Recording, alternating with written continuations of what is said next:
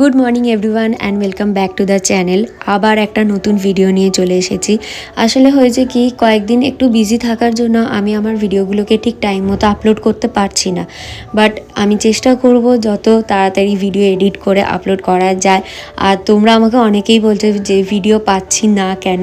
এটা বেশ ভালো লাগছে যে তোমরা এত ভালো করে রেসপন্স দিচ্ছ। তো চলো আজকে দিনটা শুরু করা যাক। অনেক টেনশন হচ্ছে, তবে মনে হচ্ছে পারবো ঠিকঠাক। কনফিডেন্ট আছে। এখানে সব মেকআপ আর্টিস্ট, সবাই মেকআপ আর্টিস্ট না? তুমিও মডেল তো? ও মডেল, তুমি তো মেকআপ আর্টিস্ট। সবাই আর্টিস্টরা বসে আছে। আর এখানটা হচ্ছে আজকের জন্য আমাদের হ্যাঁ, আর নেক্সট দিনের জন্য হচ্ছে, তোমার নামটাই তো আমি জানি। ম্যামও চলে এসছে। ম্যাম কেমন আছেন আপনি? ম্যামের ম্যাম বেরিয়ে যাচ্ছে। আজকে কি খুব চাপ? খুব চাপ আছে। চলো সবাই হাতি লাগাও। হ্যাঁ ম্যাম।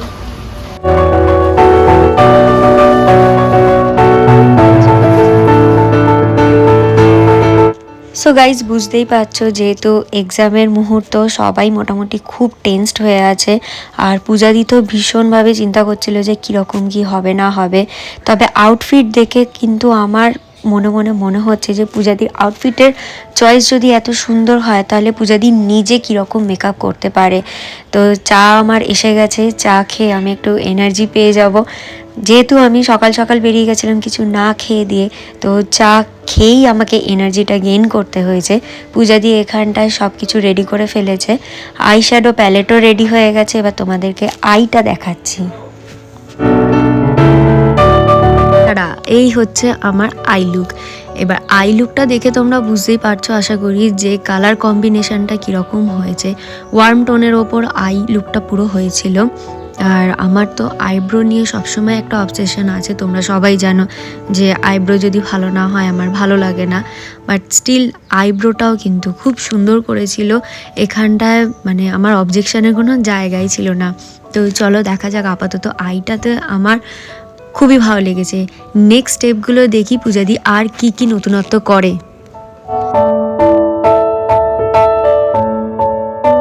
আমাকে অনেকেই সাজেস্ট করে যে মেকআপ করার পরে লেন্স পরতে, বাট আমি জানি না কেন আমার মনে হয় লেন্স পরেই আমার মেকআপ করতে বেশি কমফর্টেবল মনে হয়। যেহেতু আমার পাওয়ার আছে, তো সেই ক্ষেত্রে লেন্সটা আগে থেকে পরে নিলে আমার মনে হয় যে আমিও দেখতে পারি যে আমার কোথায় কতটা কি লাগতে পারে, কতটা বেশি কতটা কম। এই জিনিসগুলো আমার মনে হয় লেন্স পরলেই আমার কাছে কমফর্টেবল। তোমরা কারা কারা লেন্স মেকআপ করার পরে পরো বা কারা আগে থেকে লেন্স পরে নাও সেটা কিন্তু আমাকে জানিও। আর সবচেয়ে বড় কথা হচ্ছে যে একটা সমস্যা হয় ঠিকই, যে যখন কাজল পরি তখন হয়তো চোখটা একটু খচখচ করে, বাট তারপরে ঠিক হয়ে যায়। হয়তো এটা এতদিন ধরে পড়ছি বলেই।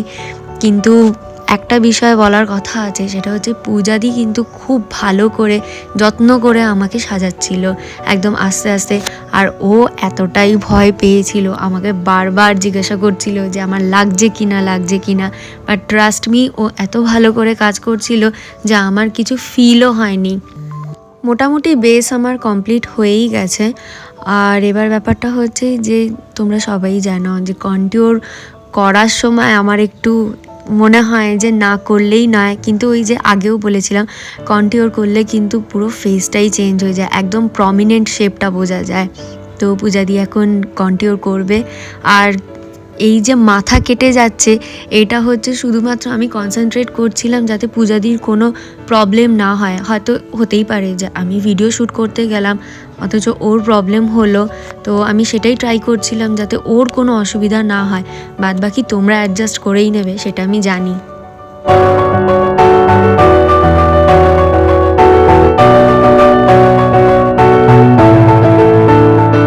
আমি যখন কলেজে পড়তাম, কলেজে পড়াকালীন আমার অনেক বান্ধবীদেরকেই দেখতাম খুব সুন্দর করে সেজেগুজে আসতো, কিন্তু সত্যি কথা বলতে আমি আইলাইনার বা কাজলটুকুও ঠিক করে পরতে পারতাম না। লিপস্টিকটাই যা একটু পরতে পারতাম, তাও ওই টেরা বেঁকা লিপস্টিক। বাট এই ফিল্ডে আসার পর থেকে কিন্তু এটা বলতেই হবে যে আমিও অনেক কিছু শিখে গেছি। এবার এটা বলছি না যে আমি হয়তো কোনো প্রফেশনাল মেকআপ আর্টিস্টের মতো মেকআপ করতে পারি, তবে আমাকে যদি কেউ বলে যে একটা ফটোশ্যুটের জন্য মোটামুটিভাবে রেডি হয়ে যেতে যাতে দেখতে ভালো লাগে, সেটা কিন্তু আমি করতেই পারবো। এইটুকুনি কনফিডেন্স আমার মধ্যে এসেছে। তোমাদেরও কি এরকম হয়? আমাকে কিন্তু অবশ্যই জানাবে।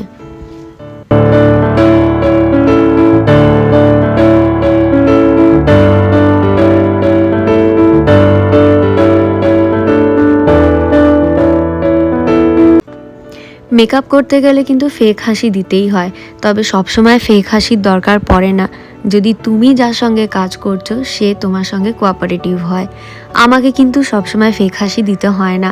ম্যাক্সিমাম টাইমে আমার মেকআপ আর্টিস্টরা আমাকে কিন্তু খুব যত্ন করে, আর এত ভালো বন্ধুত্ব হয়ে যায় তাদের সাথে, এমনি হাসাহাসি গল্পতে সব কিছু ঠিকঠাকই হয়ে যায়। হেয়ারে হাত দিয়ে ফেলেছে পূজাদি। হেয়ারটা কি হবে তখনও অবধি আমি ঠিক জানতাম না, তবে দেখে মনে হচ্ছে যে হয় বান করবে, না হলে কিন্তু একটা জিনিস, চুলটা ছেড়েই আমার নিজেকে বেশি সুন্দর লাগছিল। এটা কিন্তু পূজাদিও বলছিল যে যদি চুল ছাড়ার কোনো অপশান থাকতো তাহলে হয়তো ও চুলটা ছেড়েই কোনো একটা হেয়ারস্টাইল করে দিত। তবে হ্যাঁ, ও যে হেয়ারস্টাইলটা করেছিল সেটাও কিন্তু খুব সুন্দর লাগছিল।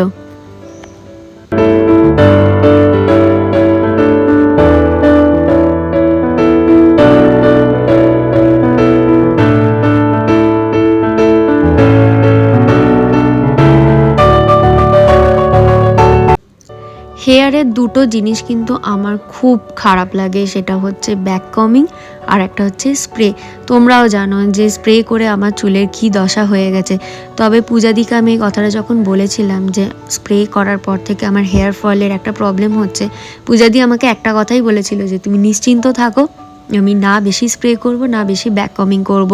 আর ঠিক ও কিন্তু কথাটা রেখেছিল। কথাটা রেখেই ও সুন্দর করে একটা বান করে দিয়েছিল, সামনেটা টেনে পেতে বেশ ভালো লাগছিল। আর লাস্ট টাচ আপটা কিন্তু আমাকে সবাই মিলে একসঙ্গে 3-4 জনে দিয়েছিল। আর তোমরা বুঝতেই পারছো, সবাই মিলে যখন কাউকে এরকমভাবে প্যাম্পার করে বেশ নিজেকে কিন্তু সেলিব্রিটি ফিল হয়।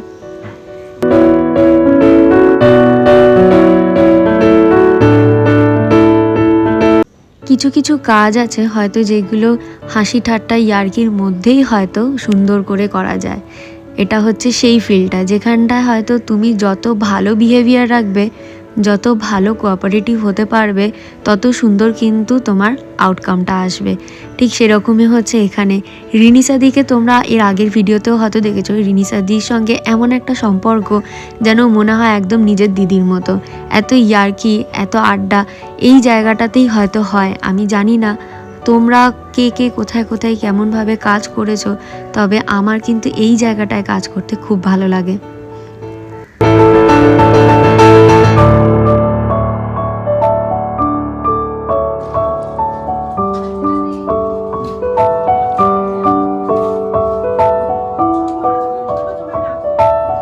ফটোগ্রাফার আর সেট তো পুরো রেডি হয়ে গেছে, আমিও পোজ দিতে আরম্ভ করে দিয়েছি।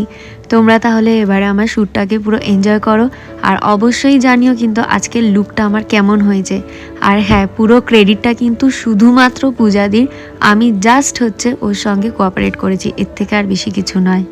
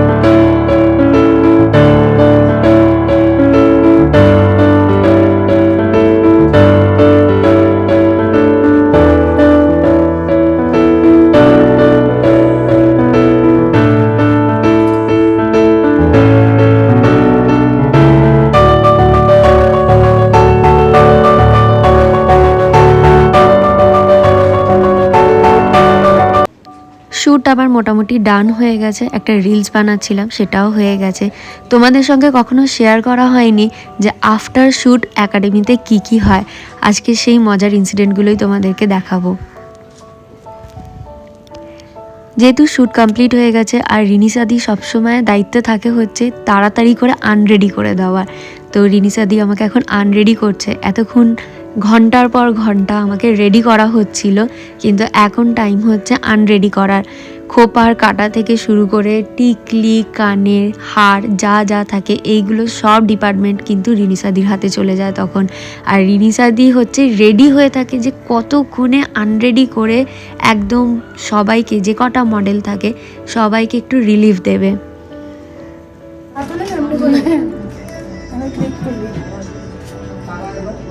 এখানে রাখবো, লাগিয়েছে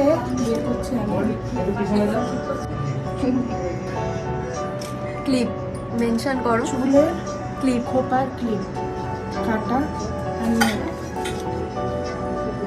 সব কিছু মেনশন করতে হবে সবগুলো। সবাই বুঝিয়ে দেখি আর কোথায় কি আছে, কোথায় লুকিয়ে রাখা আছে। নেটটা কি আমাদের? হ্যাঁ, চলো আনরেডি হওয়ার পরে একটু শুনে নিই পূজাদি যে আমাকে এত কষ্ট করে এত সুন্দর একটা লুক দিল, পূজাদির আমার সঙ্গে কাজ করে কেমন লেগেছে। তো ফাইনালি আমাদের এক্সাম শেষ হয়ে গেছে, আর বলো কেমন লাগলো?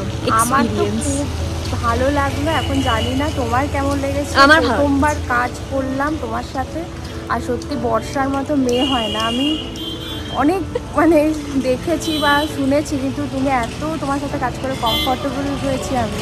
Thank you thank you. আর পূজাদি আমাকে খুব সুন্দর সাজিয়েছিল আমার বাড়ি থেকে, মাও খুব ভালো কমপ্লিমেন্ট দিয়েছে। তোমাদের সঙ্গে ছবিগুলো তো অবশ্যই শেয়ার করব। আর কেউ যদি পূজাদির কাছ থেকে কাজ করাতে চাও, ডেসক্রিপশানে আমি নাম্বার দিয়ে দেবো, বা আমাকে ডিএম করো, আমি পূজাদির সাথে কন্ট্যাক্ট করিয়ে দেবো। আর পূজাদি, আমার হাতে ব্যাগ, তাই আমি নমস্কার করতে না না ঠিক আছে, ভালো লাগে কন্ট্যাক্ট করো, একদম দিয়ে দেবে। Thank you Barsha. দেখা হচ্ছে নেক্সট একটা ভিডিওতে। Till then stay tuned.